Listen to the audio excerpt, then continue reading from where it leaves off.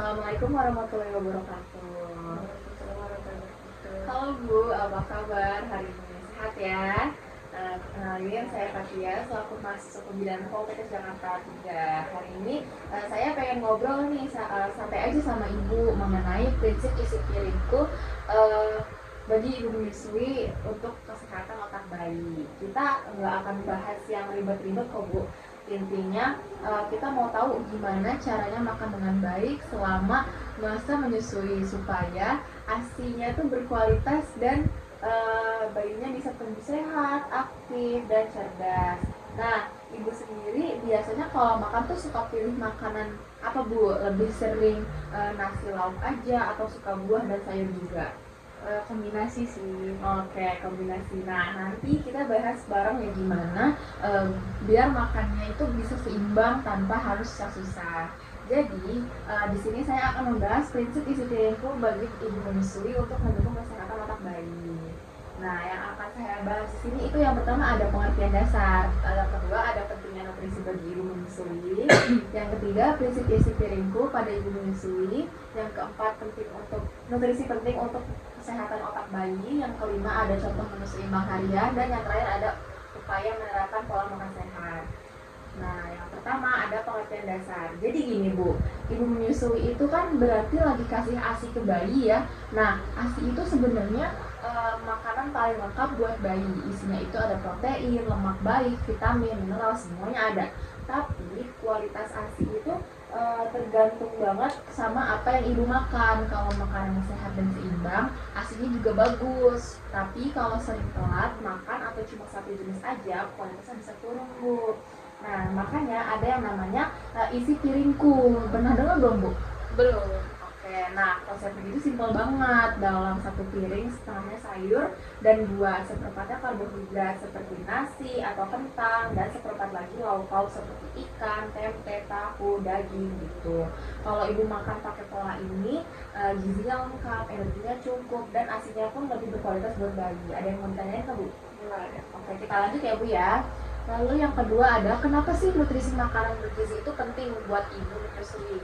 Karena masa ini tuh disebut masa emas Bu, atau bisa disebut juga dengan golden period, yang dimana 2 tahun pertama kehidupan itu si bayi itu sekitar 80% perkembangan otak bayi itu terjadi. Jadi apapun yang ibu makan sekarang langsung pengaruh ke perkembangan otaknya si bayi.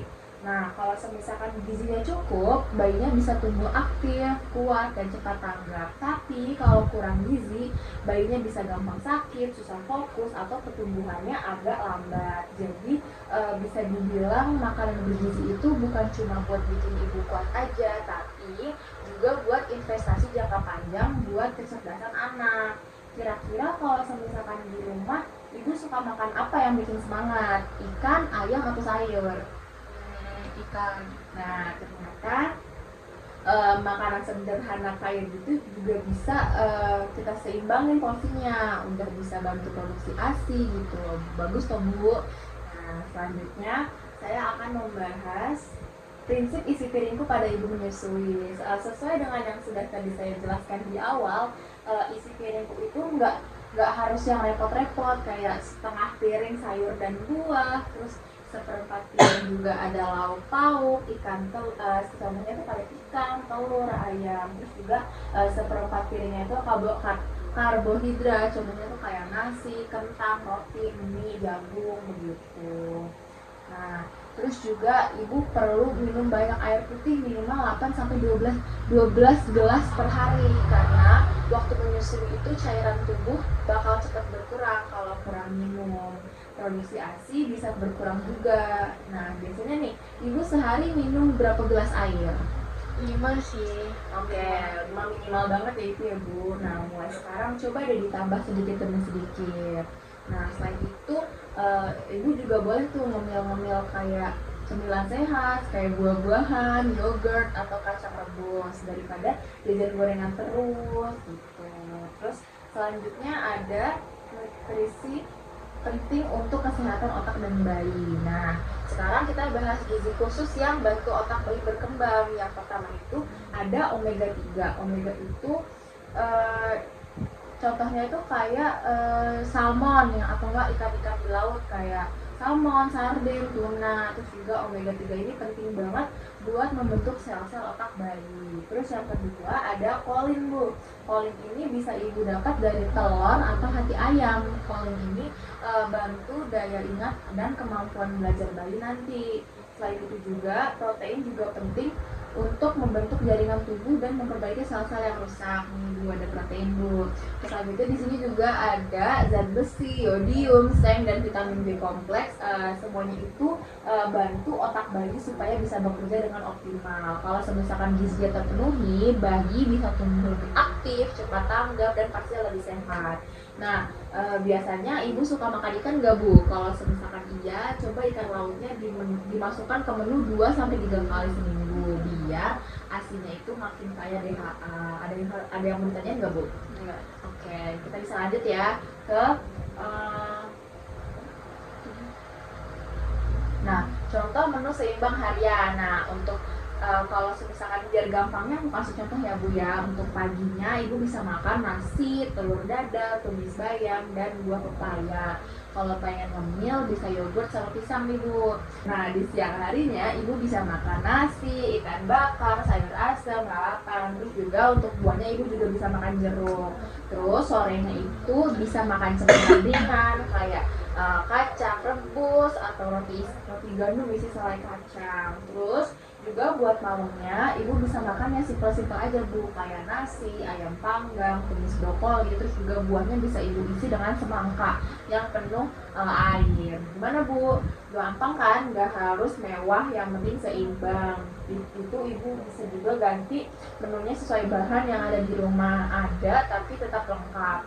Terus juga ada karbo, lauk, sayur, dan buah begitu. Oke, selanjutnya upaya menerapkan pola makan sehat. Nah, di sini sekarang gimana caranya biar ibu bisa konsisten makan sehat? Pertama itu makan teratur 3 kali utama, pagi, siang, malam. 2 atau 3 kali camilan bisa diselingin. Terus juga yang kedua itu variasikan lauknya biar nggak bosan. Terus juga ketiga, konsumsi ikan laut 2 sampai 3 kali seminggu. Tujuannya apa tuh, Bu?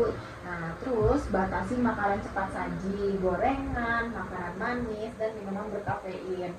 Kadang ibu suka minum kopi nggak? Kadang-kadang sih. Oke, kadang-kadang ya, Bu ya. Minum kopi itu boleh sesekali, tapi jangan sering-sering ya, Bu, karena kafein itu bisa masuk ke ASI juga. Selain makan, cukup istirahat dan banyak minum air putih juga penting. Ibu yang terlalu capek biasanya ASINya bisa berkurang, jadi jangan lupa istirahat kalau bayi lagi tidur. Nah, terus untuk kesimpulannya, jadi masa menyusui itu memang capek, tapi penting banget buat tumbuh kembang si dede. Nah, dengan menerapkan isi piringku ini, ibu bisa makan lebih seimbang dan otomatis bantu produksi ASI yang berkualitas. Ingat, makan bukan cuma buat kenyang, tapi buat ngasih nutrisi terbaik buat si dede. Kalau misalkan ibu makannya sehat, asinya bagus, bayi tumbuh sehat, kuat, dan cerdas. Apa yang ibu makan hari ini itu akan bantu masa depan buat si dede nanti. Makasih banget ya, Bu, udah mau dengerin cerita aku hari ini. Semoga bermanfaat dan semoga ibu serta si dede selalu sehat. Wassalamualaikum warahmatullahi wabarakatuh.